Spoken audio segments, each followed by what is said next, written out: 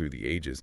It's, it's pretty intense stuff. Yeah. So to help us unpack it all, I've brought in an expert who can, help us connect the dots between these historical outbreaks and, everything, really. Because let's be real, these things have shaped the world as we know it.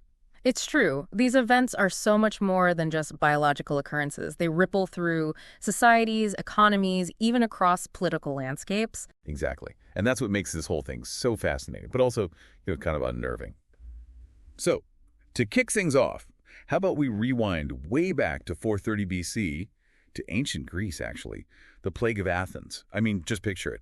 Athens, right in the middle of a war with Sparta, and then bam, this devastating plague hits. It's a really striking example of how disease can completely upend the balance of power. Oh, absolutely. Yeah. It's estimated that about a quarter of Athens' population was wiped out. Even Pericles, their leader, he succumbed to it. And to this day, historians are still trying to figure out exactly what it was. Some think typhus, maybe even some unknown hemorrhagic fever, who knows? But even without knowing the exact cause, it's clear how much it shook Athenian democracy in that whole war with Sparta. Right. It really underscores how these events, they don't just impact individual health, they can topple empires. And that theme, the intersection of pandemics and power, it's something we're going to see again and again as we go deeper into this. It's a bit unsettling, to be honest, to think that something microscopic could have that much sway over the course of history. And speaking of empires and illness, how about we jump ahead a few centuries to the Roman Empire? Because even they, with all their might, weren't immune to the chaos of pandemics. The Antonine Plague. This one hit between 165 and 180 AD. And get this, it's believed to have been brought back by Roman troops returning from campaigns in Mesopotamia. Can you imagine? Fighting a war only to bring back an invisible enemy that decimates your population. It really highlights how disease doesn't respect borders, empires, anything. It has a way of exposing those vulnerabilities no matter how powerful you might seem. Totally. And what's interesting about the Antonine Plague is that we actually have some pretty detailed accounts from this physician, Galen. He kept these writings that not only describe the symptoms, which, by the way, sound a lot like maybe smallpox or measles, but also how they tried to treat it back then. It's like a fascinating glimpse into ancient medical practices. Oh, Galen is crucial for understanding how they viewed medicine in that era.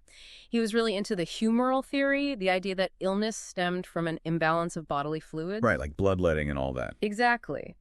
And while we know now that wasn't exactly on the mark, his commitment to, observing and documenting, it actually laid the groundwork for a lot of medical advancements down the line. It's kind of amazing when you think about it. Even with what we know now, we're limited tools and understanding, they were still actively looking for ways to combat these outbreaks. It speaks to this drive we see throughout history, this urge to understand and overcome these invisible threats.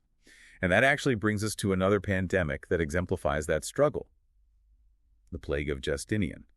Now, this one ripped through Europe and Asia in the 540s AD, and it was caused by the same bacterium as the Black Death, Yersinia pestis. Yeah, that name alone is enough to send shivers down your spine, right? Yersinia pestis is a really stark example of how a single pathogen can reappear throughout history, wreaking havoc over and over again. It's terrifying, honestly.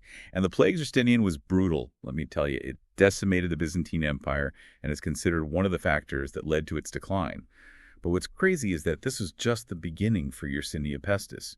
It would reemerge again and again, causing devastation on a scale that's hard to even fathom. It really makes you think twice about this idea of inevitable human progress, doesn't it? I mean, here we have this bacterium capable of holding entire civilizations hostage for centuries. The plague of Justinian and the Black Death that followed a few centuries later, they really underscore how fragile our existence can be in the face of these microscopic enemies. It's definitely a sobering thought. But, speaking of the Black Death, I think it's time we tackle that one head on. Because to understand the impact of Yersinia pestis, we need to understand what happened in the 14th century. And, that's a whole other story, isn't it? The Black Death. Man, talk about a dark chapter in human history. It's hard to even wrap your head around the sheer scale of it. It's true. The mid-1300s, a third of Europe's population gone. Just wiped out by this disease. It's unfathomable, really. And to think, it all traces back to that same Yersinia pestis bacterium. But the thing about the Black Death, it wasn't just about the death toll, right? It was this whole societal upheaval. Absolutely. I mean, imagine living through a time when death was so commonplace it felt like the world was ending. That kind of collective trauma, it leaves a mark. No kidding. People must have been terrified. They were. And that fear, it often manifested in, Well, not so great ways. Like what? Well, there was a lot of scapegoating. Marginalized groups, especially Jewish communities, were often blamed for the plague. We see echoes of that even today, don't we? This tendency to find someone to blame when things go sideways. It's a shame, but it's true. It's like pandemics, they don't just test our immune systems, they test our humanity. Exactly. They expose those fault lines that already exist within societies, those prejudices and inequalities. And sometimes it seems like we haven't come all that far from those darker chapters in history. It actually makes me think of another pandemic that was shrouded in controversy and blame. Syphilis. This one popped up in the late 1400s, and it hit Europe pretty hard. Now, there's still debate about its exact origins, but some link it to the Columbian Exchange, with Columbus's sailors bringing it back from the Americas. Right. The idea that it was something new brought back from the New World. Exactly. But regardless of where it came from, syphilis spread rapidly. And because they didn't have effective treatments back then, well, it caused a lot of suffering. And of course, there was a huge amount of stigma attached to it, which only made things worse. Absolutely. And that stigma, it often had more to do with societal anxieties about morality and sexuality than with the disease itself. It's like those in power, or those who saw themselves that way, needed someone to blame, someone to other. It's a recurring pattern, unfortunately. And it's heartbreaking because that kind of fear and misinformation, it can be just as damaging as the disease itself. And sadly, that pattern of blaming and othering, it didn't go away.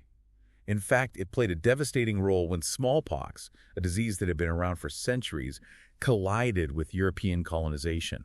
The impact on indigenous populations in the Americas, Australia, it was absolutely catastrophic. And it wasn't just a coincidence. Europeans, they brought this disease that indigenous people had absolutely no immunity to. It was like a biological weapon, even if it wasn't intentional. It's a tragic example of how colonialism and disease intersected with devastating consequences for indigenous communities. It's truly heartbreaking. But even with smallpox, amidst all that tragedy, we also see this glimmer of hope. Because it was smallpox that led to those incredible innovations in inoculation and eventually vaccination. Right. It's this strange duality, smallpox, this symbol of devastation, but also this catalyst for incredible scientific progress. Exactly. Like with Edward Jenner and his work with cowpox to create a vaccine. Talk about a game changer. That was a turning point in our fight against infectious diseases. It really shows you what we're capable of when we put our minds to it, when we collaborate and use science for good. But of course, as we know, the story of pandemics, it doesn't end there. As we moved into the 19th century, a new threat emerged, one that would go on to cause multiple pandemics and highlight just how interconnected our world had become. Cholera. Cholera. A disease that thrived in the very conditions created by modernization. What do you mean? Well, think about it. Rapid urbanization, cities exploding in size, but often the sanitation infrastructure couldn't keep up. You had all these people living in close quarters, often with contaminated water supplies. It was a perfect breeding ground for cholera. And that's where John Snow comes in, right? The OG disease detective. Exactly. John Snow, the man who solved the mystery of the Broad Street pump. Okay, so for our listeners who haven't heard that story, what happened? So in 1854, there was this terrible cholera outbreak in London. And Snow, he was convinced that it was linked to contaminated water. He did this meticulous mapping of cholera cases, and he traced them all back to a single water pump on Broad Street. Wait, so he actually pinpointed the source of the outbreak? He did, and at the time, it was revolutionary, because back then, most people thought cholera was spread through bad air, miasma theory and all that. Oh, wow. So Snow, he was way ahead of his time. Absolutely. He basically pioneered the field of epidemiology, the study of how diseases spread. And that discovery, it changed everything, didn't it? It did. It led to huge improvements in sanitation and hygiene, which we still benefit from today. It's amazing how one person's dedication to uncovering the truth can have such a profound and lasting impact. But as we moved into the 20th century, we faced a pandemic that tested even our most advanced understanding of disease, the 19 influenza pandemic, better known as the Spanish flu. The Spanish flu, now that was a global catastrophe.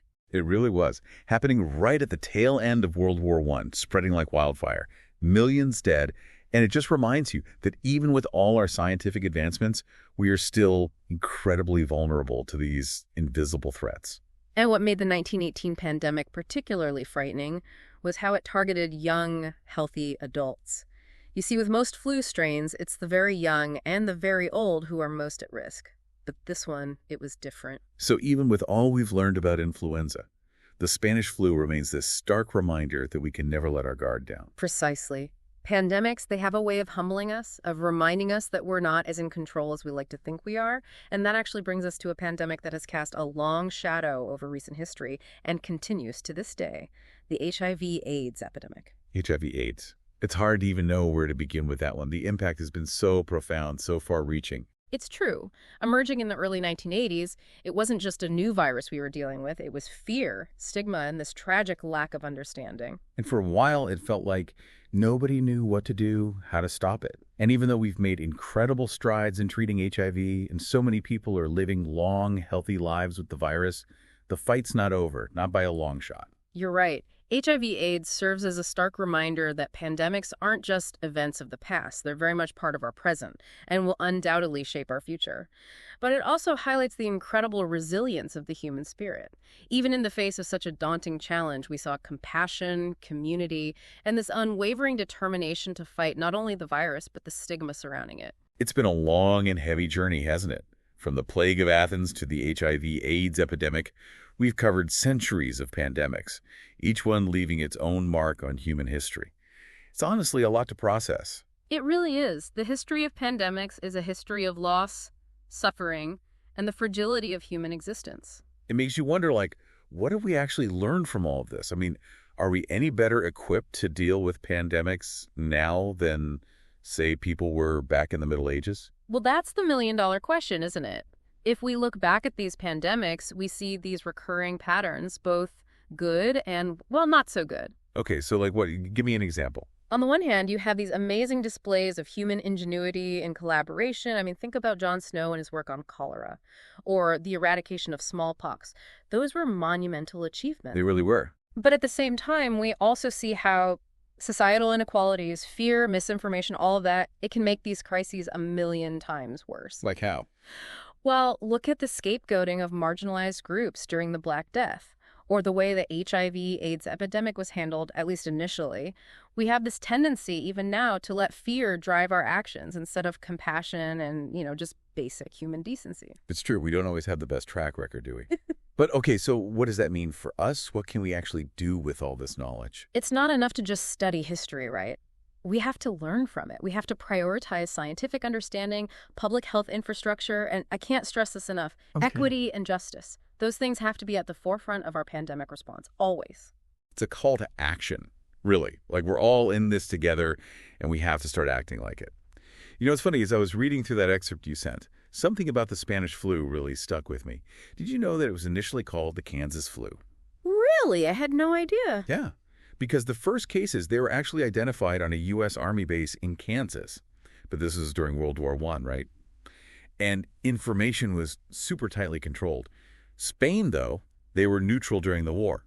So they didn't censor their reporting on the outbreak. And so the name Spanish flu stuck, even though that's not where it actually originated. Wow. Talk about a historical quirk. Right, and it makes you think, what stories are we telling or not telling about what's happening right now?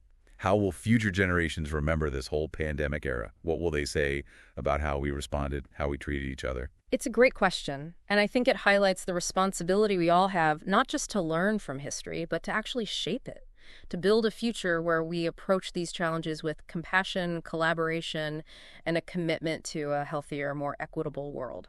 All said. And on that note, I want to say a huge thank you to you for lending your expertise to this deep dive.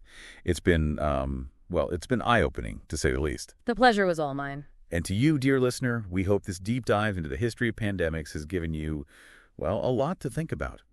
Because ultimately, these stories, they're not just about the past, are they? They're about understanding our present and shaping our future. So, until next time, keep asking those big questions, keep learning, and remember, history is still being written, and we're all a part of it.